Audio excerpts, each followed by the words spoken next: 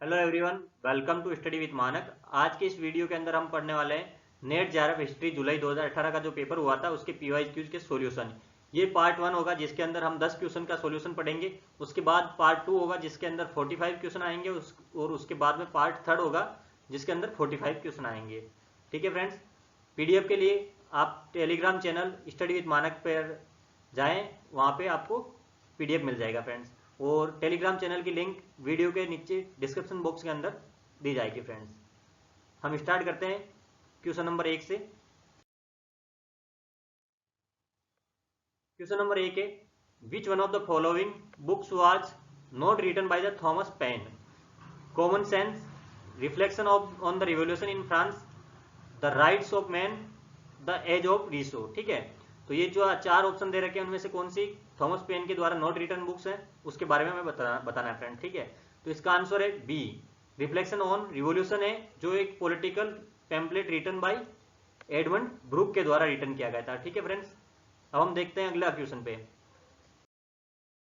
अगला क्वेश्चन है, from the among the following statement regarding history written by Leopold von Ranke, which one is not true? कौन सा गलत है हमें बताना है friends.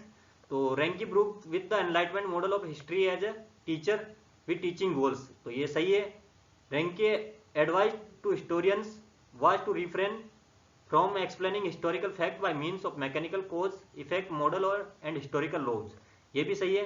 रेंके believe that historical imagination could be use if document were not available for the history, तो ये जो सी वाला है इसके अंदर ये क्या दे रखा है कि Ranke believe that the historical imagination could be use if document were not available. जब डॉक्यूमेंट भी अवेलेबल नहीं है तो हिस्ट्री राइटिंग के लिए वो इमेजिनेशन के संबंधित है, तो वो इसका स्टेटमेंट गलत है। ठीक है फ्रेंड्स, अगला है, Ranke conception of history and historical methods were objective and free from the value of judgement. वो वैल्यू ऑफ जजमेंट उसके ऊपर डिपेंड करता है कि खुद के हिसाब से उसका कंसेप्शन क्या है। ठीक है फ्रेंड्स, तो अब हम इसके बारे में वो डिटेल देख लेते हैं। इसका आंसर है सी। ठीक है फ्रेंड्स, लियोपोल्ड वॉन रेंकी है जो एक जर्मन हिस्टोरियन है फ्रेंड्स, पहली चीज तो।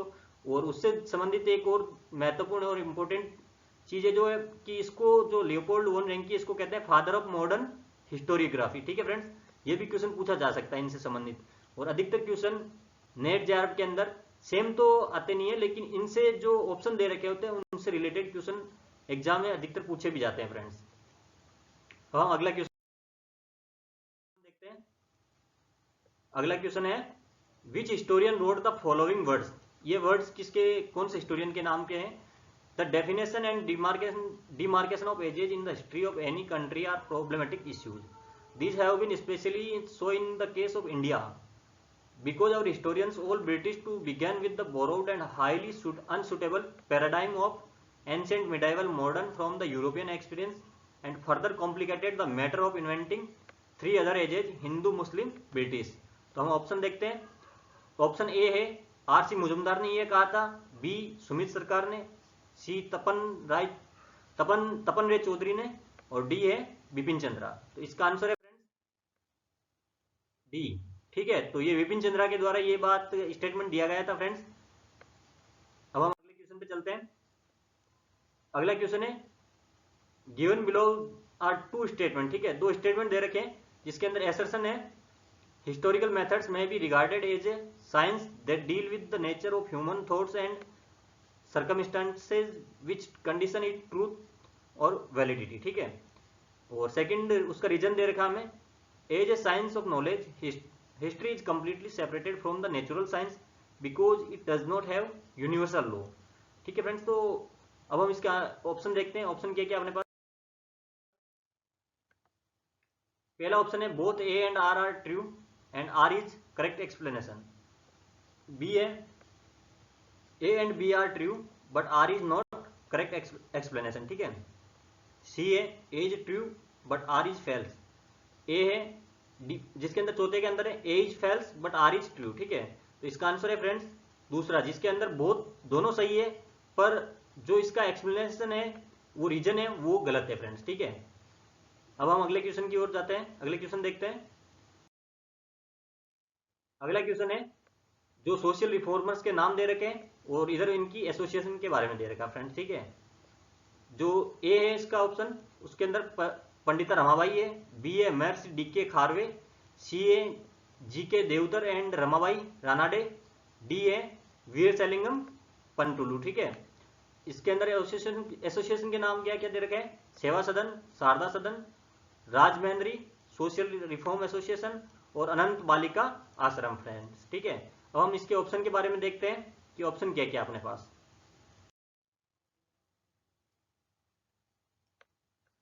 फ्रेंड्स अब हम देखते हैं ऑप्शन दिए हुए, जो ए में ऑप्शन दिए हुए हमें, बी में दिया हुआ है, सी में दिया हुआ है, डी में दिया हुआ है।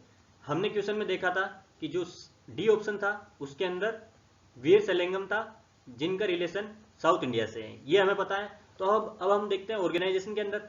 ऑर्गेनाइजेशन के अंदर हमने देखा था कि जो राजमुंद्री रिफॉर्म एसोसिएशन है वो साउथ इंडिया से बिलोंग करती है। तो हम जब ऑप्शन को मैच करते हैं तो हमें D3 एक ही ऑप्शन के अंदर मिलता है, जो ये सी के अंदर आता है। ठीक है फ्रेंड्स, इस प्रकार से हम एलिमिनेशन ट्रिक यूज कर सकते हैं। काफी सारे क्वेश्चन के अंदर एलिमिनेशन ट्रिक यूज होती है फ्रेंड्स, जिसका बेनिफिट भी होता है और क्वेश्चन को इजीली हम सोल्व कर पाते हैं फ्रेंड। अब देखते हैं अगला क्वेश्चन फ्रेंड्स। ठीक है, इसका आंसर सी था। ठीक है, अब हम एक बार इसके बारे में आप डिटेल देखना चाहते हैं, पढ़ना चाहते हैं, तो आप पीडीएफ के अंदर पीडीएफ दे दिया जाएगा, उसके अंदर आप पढ़ सकते हैं फ्रेंड्स। क्योंकि इतना वीडियो बहुत लेंथी हो जाता है कि मैं सभी पीडीएफ सभी के बारे में एक एक के बारे में डिटेल पढ़ के बताऊं, क्योंकि इन सब का अलग अलग ऑर्गेनाइजेशन से अलग अलग रिलेशन है। तो एक बार आप पीडीएफ जरूर पढ़ लें, पीडीएफ के अंदर डिटेल दे रखी होगी फ्रेंड्स, सबके बारे में अलग अलग डिटेल दे रखी है, या फिर आप वीडियो को पॉज करके इनके बारे में आप पढ़ सकते हैं फ्रेंड्स। ठीक है, अब हम देखते हैं अगला question. Who among the following is not a member of subaltern studies project in India. ठीक है, कौन से हैं जो सबअल्टर्न स्टडीज इंडिया के अंदर नहीं आते हैं? ठीक है, तो गायत्री चक्रवर्ती सिपावक, दीपेश चक्रवर्ती, शाहिद अमीन एंड रामचंद्र गुहा। ठीक है फ्रेंड्स, एक बार आप कमेंट बॉक्स में कमेंट करके ये बताएं कि सब अल्टरनेट स्टडीज है उनका पीरियड कौन से टाइम का है। कि मैं ऑप्शन बताऊं कि पहला है कि 1950 से पहले का है, या 1950 के बाद का है, या फिर तीसरा ऑप्शन है कि वो 1900 से पहले का है, या फिर 1850 से पहले का है। ठीक है फ्रेंड्स, चार ऑप्शन है, चारों में से आपको क्या लगता है कि सब अल्टरनेट स्टडीज कौन से टाइम पीरियड के अंदर आती है? ठीक है फ्रेंड्स, कमेंट बॉक्स में कमेंट करके जरूर बताना फ्रेंड्स। इसका आंसर है डी। ठीक है, in the late 1970 the backdrop of emergency the subaltern scholars sought to study the history of the freedom movement and the emergence of Indian democracy। ठीक है, तो ये जो सब अल्टरनेट स्टडीज है ये क्या हुआ है कि 1950 के बाद का जो टाइम पीरियड था ना उस टाइम में लिखी गई थी। ठीक है फ्रेंड्स, तो इस तो ये डिटेल आप पढ़ लेना पीडीएफ के अंदर फ्रेंड्स। इसके बारे में जितनी डिटेल दे रखी है वो आपको पीडीएफ में अवेलेबल हो जाएगी फ्रेंड्स। ठीक है फ्रेंड्स, अब हम देखते हैं question number 7। Which province ventured the construction irrigation canal through the private companies by assured returns on their investment and in the early 60th century. यानी कि 1860-1850 के आसपास की बात है, जिसके अंदर प्राइवेट कंपनीज के द्वारा केनाल इरिगेशन स्टार्ट किया गया था। ठीक है, तो कौन से प्रोविंस में स्टार्ट किया गया था ये हमें बताना है फ्रेंड्स। ऑप्शन में ए मद्रास, बी बॉम्बे, सी बंगाल, डी पंजाब। तो इसका आंसर देखते हैं। इसका आंसर है फ्रेंड्स ए। ठीक है, जो मद्रास के अंदर canal irrigation started by the private company, जो सर आर्थर कॉटन था उसके द्वारा। ठीक है, और जो एरिया था Mangalore and west using the water of the river Krishna के आसपास का एरिया, यानी तुंगभद्रा रिवर वाला। ठीक है, तो पहली जो कैनाल बनाई गई थी उसका नाम था कर्नूल कैनाल। ठीक है फ्रेंड्स, तो यदि ऐसा पूछ ले कि कर्नूल कैनाल कौन से प्रोविंस से संबंधित है तो मद्रास आ जाएगा। और यदि कंस्ट्रक्शन के बारे में कंपनीज के जो हेड था उसके बाद नाम पूछ ले या फिर उससे संबंधित पूछ ले तो सर आर्थर कॉटन था। ठीक है, अब अगला क्वेश्चन देखते हैं friends. Question number 8। Which one of the following statement regarding post modernism is not correct. ठीक है, पोस्ट मॉडर्निज्म के संबंधित कौन सा गलत है वो हमें बताना फ्रेंड्स। जैसा कि ऑप्शन दे रखे है, ए है post modernism assumption regarding the unity of humanity, the individual a creative force of the society, history have been put under critically scrutiny. ठीक है. Under postmodernism, assumptions such as idea of science as truth and superiority of the West are held as absolute. CA. Under postmodernism, disciplinary boundaries are getting blurred and new disciplines such as feminism, ethnic studies, urban culture studies are moving to center of human studies. DA. The postmodernist critique had introduced the idea of discontinuity, disjunction and interruption instead of the idea of linear and progressive historical rhythm.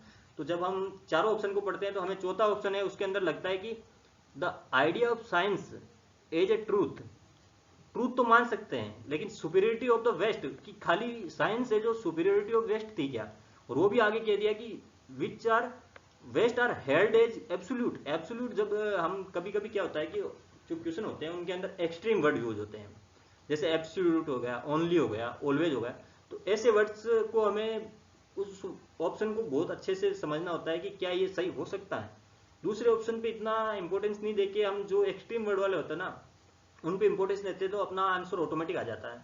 तो ये कह रहा है कि the idea of science as a truth superiority of the west are held as absolute. तो यही option है कि गलत बताना, तो ये गलत हो गया. ठीक है फ्रेंड्स, यही इसका आंसर है. इसका आंसर बी था. ठीक है फ्रेंड्स, अब हम देखते हैं अगले क्वेश्चन पे. अगला क्वेश्चन है where did the nationalist vocalist Pandit Vishnu Digambar Paluskar establish the first Gandharva Mahavidyalaya इन 1901. तो गंधर्व महाविद्यालय पहली बार कहाँ स्टैब्लिश किया गया था, जो पंडित विष्णु दिगंबर पालुस्कार के द्वारा. ठीक है फ्रेंड्स, चार ऑप्शन दे रखे कराची, बॉम्बे, बड़ौदा और लाहौर. तो उसका आंसर है लाहौर. ठीक है फ्रेंड्स, डी आंसर है. Vishnu Digambar Paluskar was born into a family of kirtankar, practitioner of the musical religious form. He developed an early interest in the music and he used the accompany of his father to kirtans at a very young age. ठीक है, he was trained in the Hindustani classical music style and trained under the guru from Gwalior Gharana, Balkrishna Bua, Chalkaran Jinkar. He wanted his listeners to deeply appreciate music and sought to create conscience. ठीक है, this he said while inaugurating the भारतीय गंधर्व महाविद्यालय eight Lahore. ठीक है friends, तो इसका answer क्या है, लाहौर है. ठीक है फ्रेंड्स, अब हम देखने वाले हैं क्वेश्चन नंबर 10, जिसके अंदर एसर्शन दे रखा है the humanist of the renaissance period believed that the classical antiquity constituted a reservoir of excellence literary, intellectual and artistic moral. ये एसर्शन सही है. अब हम रीजन देखते हैं इसका. The vernacular translation of scriptures during the renaissance hastened the process of secularisation of society. ठीक है, ये भी सही है, लेकिन क्या है कि ये जो ऊपर वाला एसर्शन है वो इंडिविजुअल बेसिस पे है, जबकि जो सेकंड रीजन है उसका दे रखा है वो सोसाइटी के बेसिस पे. ठीक है, तो ये दोनों सही है. इसका ऑप्शन आंसर है बी है, दूसरा वाला. ठीक है, both A and R true, but reason है R is not correct explanation of the A. ठीक है फ्रेंड्स, वीडियो को लाइक करें, शेयर करें, सब्सक्राइब करें, बेल आइकन को प्रेस करना ना भूलें फ्रेंड्स. और जो इसका पीडीएफ है वो टेलीग्राम चैनल स्टडी विद मानक पर आपको मिल जाएगा फ्रेंड्स. उसके लिए आपको डिस्क्रिप्शन बॉक्स के अंदर टेलीग्राम चैनल की लिंक दी जाएगी friends. Thanks for watching this video friends.